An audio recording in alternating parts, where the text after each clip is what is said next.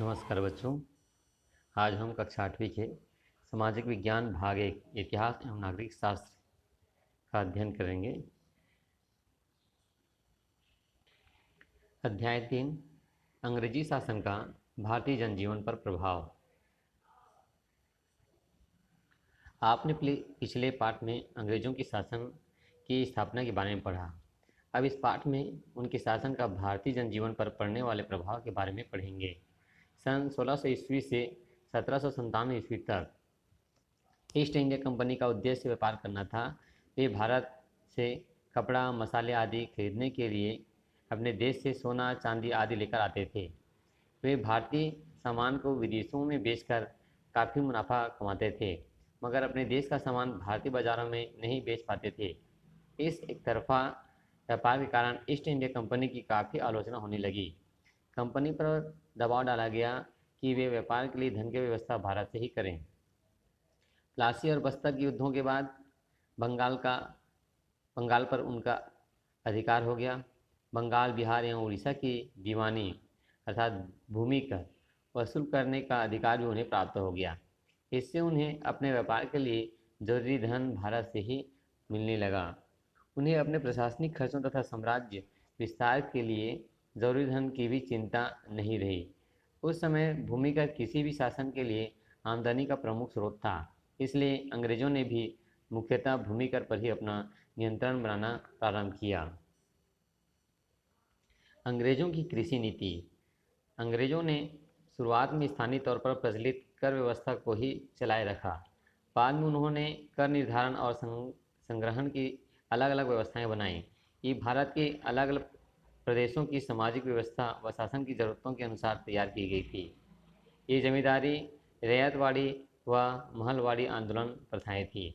पहले दौर में अंग्रेजों द्वारा लगान वसूली के लिए ठेकेदारी करने के अधिकार को नीलामी किया जाता था। जो सबसे अधिक पैसा जमा करने का वादा करता था उसे यह अधिकार दिया जाता था। ठेकेदार का यह प्रयास होता था कि वह जल्दी से जल्दी किसानों से ज़्यादा लगान वसूल करें। ठेकेदारों को केवल अपने लगान की वसूली से मतलब रहता था, वे किसानों के हित का ध्यान नहीं रखते थे। इसलिए अब अंग्रेजों ने 1-2 वर्ष की ठेकेदारी के स्थान पर 5 साल सालाना बंदोबस्त शुरू किया। उन्हें लगा कि लंबे समय तक ठेका देने से किसानों के शोषण में कुछ कमी होगी। अब वे नए ठेकेदारों की तुलना में पुराने जमींदारों को लगान देने लगे। इस तरह लगान वसूली की नीति में बार बार परिवर्तन होते रहे। अंग्रेज सरकार ने सन 1789 में बंगाल प्रांत से राजस्व वसूल करने के लिए जमींदारों के साथ समझौता किया, जो स्थायी बंदोबस्त कहलाया। अंग्रेजी राज में स्थायी बंदोबस्त क्या था? कॉर्नवालिस ने फैसला किया कि भू राजस्व की वसूली जमींदारों के हाथ हो। जमींदार भू राजस्व न दे सके तो उसकी जमींदारी जब्त करके उसकी जगह नए जमींदार को बिठा दिया जाएगा। बार बार भू राजस्व निर्धारण से बचने के लिए कॉर्नवालिस ने सन 1789-90 में दे भू राजस्व के आधार पर जमींदारों को 10 साल के लिए जमीन का मालिक मान लिया।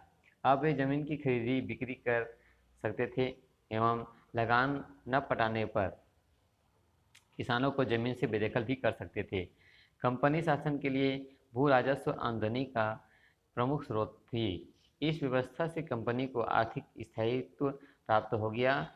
इस कानून की सबसे बड़ी कमजोरी यह थी कि लगान को कृषि के विकास और उत्पादन में वृद्धि बढ़ाने या घटाने से जोड़कर नहीं देखा गया था। इसलिए जमींदार तो निश्चित लगान वसूलते रहे, पर किसानों या सरकार को इससे अधिक फायदा नहीं हुआ।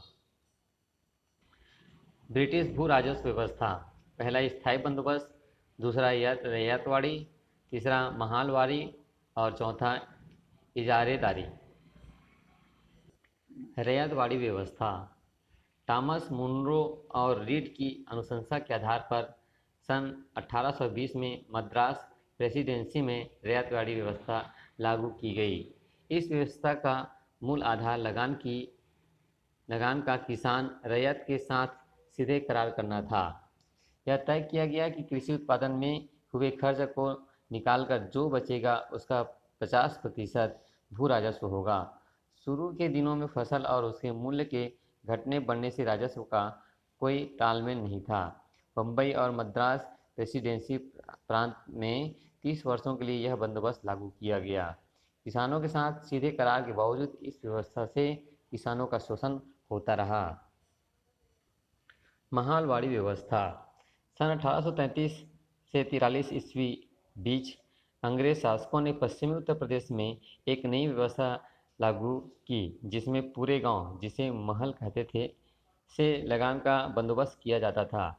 अर्थात गांव के सभी कृषक परिवारों पर लगान जमा करने की संयुक्त जिम्मेदारी थी। इसमें रैयत बंदोबस्त की तरह कृषि खर्च और किसानों के भरण पोषण का खर्च निकालकर जो बचता था उसका लगभग आधा हिस्सा लगान के रूप में वसूल किया जाता था। इस व्यवस्था को पंजाब, मध्य प्रदेश एवं छत्तीसगढ़ में भी लागू किया गया था। छत्तीसगढ़ में लगान व्यवस्था। अंग्रेज अधिकारियों ने छत्तीसगढ़ के लगान भू राजस्व व्यवस्था में अनेक परिवर्तन किए। उन्होंने छत्तीसगढ़ को अनेक तहसील में बांट दिया और तहसीलदारों को नियुक्तियां की। प्रत्येक परगने में लगान वसूल करने के लिए अमीर और पांड्या राजस्व अधिकारी की नियुक्ति की। अंग्रेज अधिकारियों ने मराठा प्रशासन के समय प्रचलित पटेल के पद को समाप्त कर दिया और उसके स्थान पर गौटिया का पद सृजन किया। इस समय गांव के गौटिया वर्ष में 3 किस्तों में लगान वसूल किया करते थे।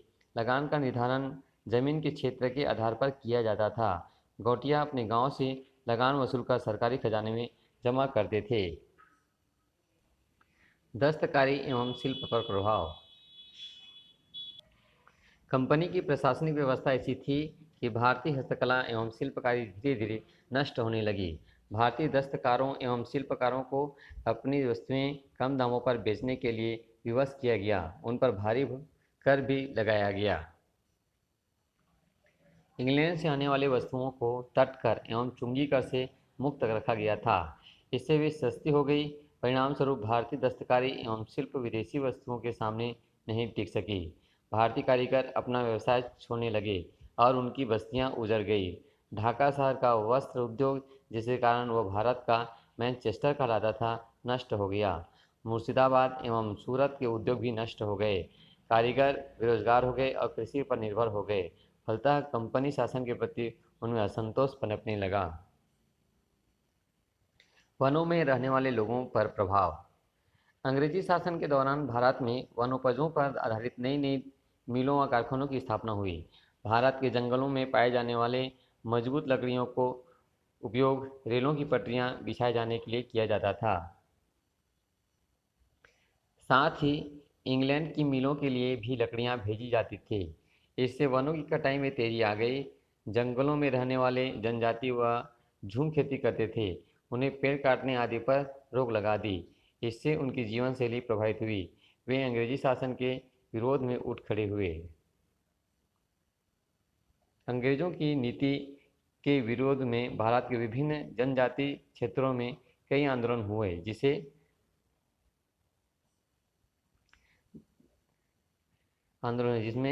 बिरसा मुंडा की अगुवाई में मुंडा जनजाति द्वारा किया गया विरोध प्रमुख स्थान रखता है।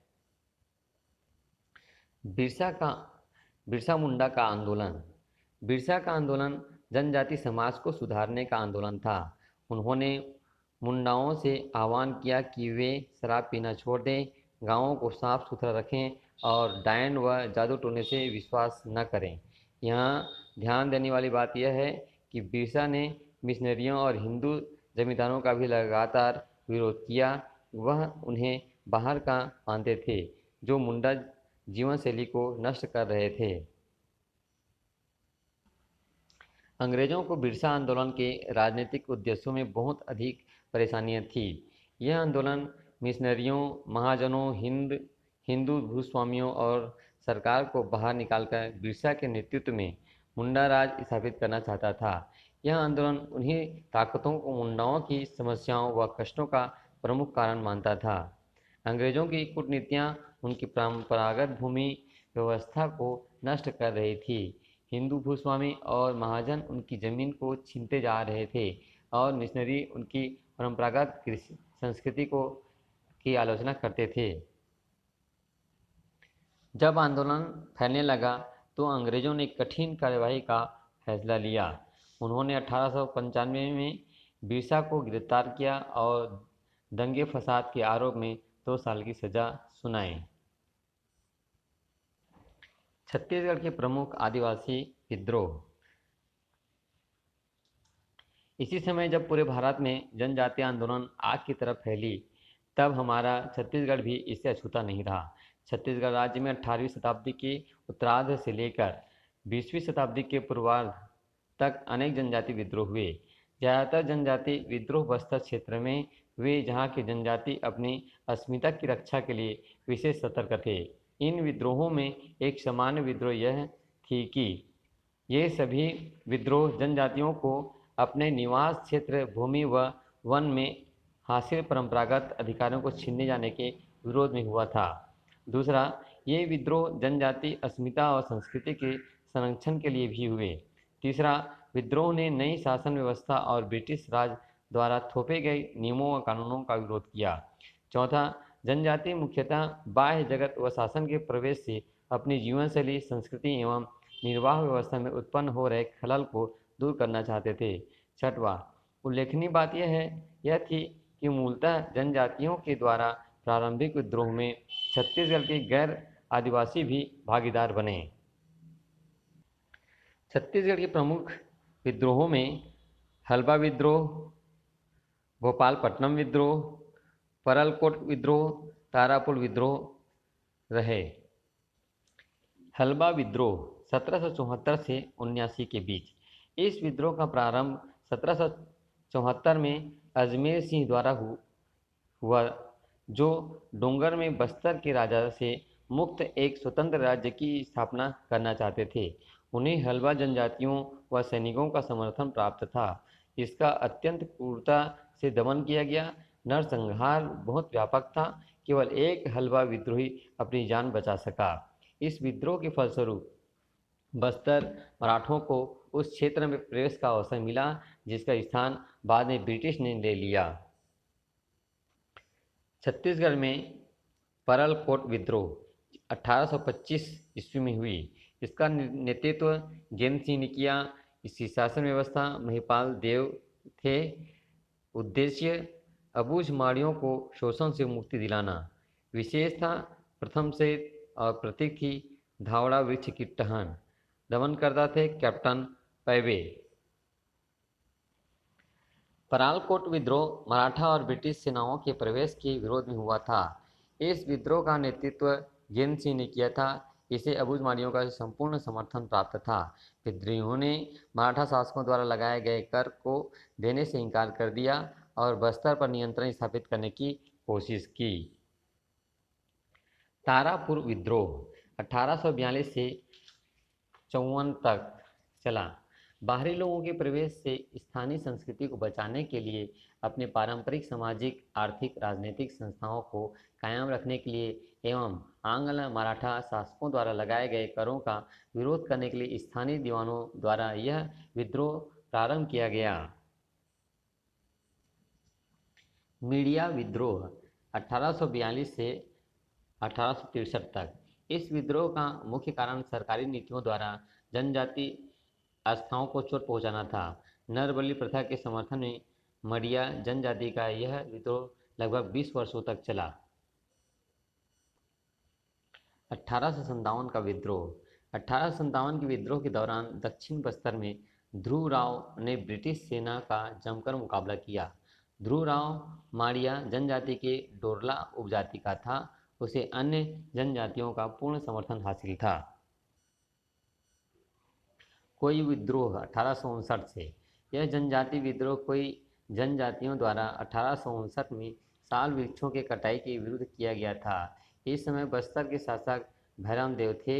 बस्तर के जमींदारों ने सामूहिक निर्णय लिया कि साल वृक्षों की कटाई नहीं होने दिया जाएगा, लेकिन ब्रिटिश शासन ने इस निर्णय के विरोध में कटाई करने वालों के साथ बंदूकधारी सिपाही भेज दिए। जनजाति इससे आक्रोशित हो गए और उन्होंने कटाई करने वालों पर हमला कर दिया। इस विद्रोह में नारा दिया गया, एक साल वृक्ष के पीछे एक व्यक्ति का सिर। परिणामतः ब्रिटिश शासन ने ठेकेदारी प्रथा समाप्त कर साल वृक्षों की कटाई बंद कर दी। मुड़िया विद्रोह 1876। 1867 में गोपनी कापरदास बस्तर राज्य के दीवान नियुक्त हुए और उन्होंने जनजातियों का बड़े पैमाने पर शोषण प्रारंभ किया। उनका विरोध करने के लिए विभिन्न परगनों के जनजाति एकजुट हो गए और राजा के दीवान की बर्खास्तगी की अपील की, किंतु यह मांग पूरी न होने के कारण उन्होंने 1876 में जगदलपुर का घेराव कर दिया। राजा को किसी तरह अंग्रेज सेना ने संकट से बचाया। ओडिशा में तैनात ब्रिटिश सेना ने इस विद्रोह को दबाने में राजा की सहायता की। भूमकाल विद्रोह 1910। 1910 में हुआ भूमकाल विद्रोह बस्तर का सबसे महत्वपूर्ण व्यापक विद्रोह था। इसने बस्तर के 84 में से 46 परगने को अपने चपेट में ले लिया। इस विद्रोह के प्रमुख कारण थे जनजाति वनों पर अपने पारंपरिक अधिकारों व भूमि एवं अन्य प्राकृतिक संसाधनों के मुक्त उपयोग तथा अधिकारों के लिए संघर्षरत थे। 1908 में जब यहाँ अशिक्षित वन क्षेत्र आरक्षित वन क्षेत्र घोषित किया गया और वनोपज के दोहन पर नियंत्रण लागू किया गया तो जनजातियों ने इसका विरोध किया। अंग्रेजों ने एक और तो ठेकेदारों को लकड़ी काटने की अनुमति दी और दूसरी ओर जनजातियों द्वारा बनाई जाने वाली शराब के उत्पाद को अवैध घोषित कर दिया गया। विद्रोहियों ने नवीन शिक्षा पद्धति व स्कूलों को सांस्कृतिक आक्रमण के रूप में देखा। अपनी संस्कृति की रक्षा करना ही उनका उद्देश्य था। शिक्षा पर प्रभाव। कंपनी शासन के शुरू होने के समय भारत में प्राचीन शिक्षा व्यवस्था प्रचलित थी, जिसमें संस्कृत, अरबी, फारसी, व्याकरण, साहित्य, धर्मशास्त्र, कानून, तर्कशास्त्र, ज्योतिष आदि विषयों का अध्ययन किया जाता था। भारतीय शासकों ने पाठशालाओं, मदरसों को सरकारी जमीन दान कर दी थी। अंग्रेजों ने यह जमीन उनसे छीन ली। उन्होंने नई शिक्षण संस्थाओं की स्थापना की। उनमें कलकत्ता में फोर्ट विलियम कॉलेज, बनारस में संस्कृत कॉलेज आदि प्रमुख थे। इन शिक्षा संस्थाओं में भारतीय भाषाओं के अलावा इतिहास, कानून, उर्दू, पाश्चात्य ज्ञान विज्ञान का अध्ययन होता था। ब्रिटिश शासकों ने भारत में शिक्षा के विकास के लिए 1833 के चार्टर एक्ट के आधार पर 1835 में मैकाले की शिक्षा नीति लागू की। इसमें मुख्य रूप से अंग्रेजी पढ़ना और उनकी मानसिकता को शासन के पक्ष में करना था। राजा राम मोहन राय ने जैसे समाज सुधारक कई शिक्षा के समर्थक थे। उनका मानना था कि नई शिक्षा के फलस्वरूप भारतीय ज्ञान विज्ञान, स्वतंत्रता, समानता, जनतंत्र तथा राष्ट्रीय आंदोलन को मदद मिलेगी। छत्तीसगढ़ में शिक्षा। मैकाले की शिक्षा योजना के अंतर्गत 1864 में रायपुर में एक मिडिल स्कूल प्रारंभ किया गया, जहां सह शिक्षिका की व्यवस्था थी, जो 20 वर्षों के बाद हाई स्कूल बना। आज हम इसे प्रोफेसर जयनारायण पांडे या शासकीय बहुउद्देशीय उच्चतर माध्यमिक शाला के नाम से जानते हैं। रायपुर में 1882 में राजकुमार कॉलेज प्रारंभ हुआ, जिसमें देशी राजाओं के राजकुमारों को शिक्षा दी जाती थी। उनकी परीक्षाएं Indian council of education Delhi से संचालित होती थी। विद्यार्थियों की उच्च शिक्षा के लिए रायपुर में ही 1938 में छत्तीसगढ़ महाविद्यालय की स्थापना हुई। भारत में प्रेस का विकास। भारत में अंग्रेजी, बांग्ला, हिंदी समाचार पत्र प्रकाशित होने लगे, जिनका जनता पर व्यापक असर होने लगा। समाचार पत्रों पर नियंत्रण स्थापित करने के उद्देश्य से 1878 में भारत के तत्कालिक वायसराय लिटन ने वर्नाक्यूलर्स प्रेस एक्ट पारित किया। इस समय के प्रसिद्ध समाचार पत्र The Hindu, The Indian, Mirror, Amrita Bazar, Kesari, Maratha, स्वदेश, मिलन, प्रभाकर और हिंदू प्रकाश थे। इससे जनता में राष्ट्रीय चेतना जागृत हुई। छत्तीसगढ़ में प्रेस का विकास, जिसे माधवराव सप्रे एक मासिक पत्रिका के रूप में सन 1900 में पेंड्रा रोड, बिलासपुर से प्रकाशित किया था। इस समाचार पत्र का प्रकाशन 3 सालों तक हुआ। बिलासपुर जिला काउंसिल ने 1930 में मासिक पत्रिका विकास निकली, जिसका संपादन कुलदीप सहाय ने किया। पंडित माधवराव सप्रे को छत्तीसगढ़ में पत्रकारिता का जनक कहा जाता है। उन्होंने सन 1900 में पत्रकारिता प्रारंभ की। छत्तीसगढ़ का प्रथम समाचार पत्र छत्तीसगढ़ मित्र पेंड्रा से प्रकाशित होना शुरू हुआ था। सन 1889 से 90 ईस्वी में राजनांदगांव रियासत अपना राजकीय समाचार पत्र प्रकाशित करता था, जिसका नाम प्रजा हितैषी था। उसके अतिरिक्त छत्तीसगढ़ मित्र, हिंदी केसरी, छत्तीसगढ़ विकास, उत्थान, आलोक, महाकौशल, कांग्रेस पत्रिका, आजकल छत्तीसगढ़ केसरी आदि उस समय के प्रमुख समाचार पत्र थे। इन पत्र पत्रिकाओं से जनता में पर्याप्त चेतना एवं जागरूकता आई।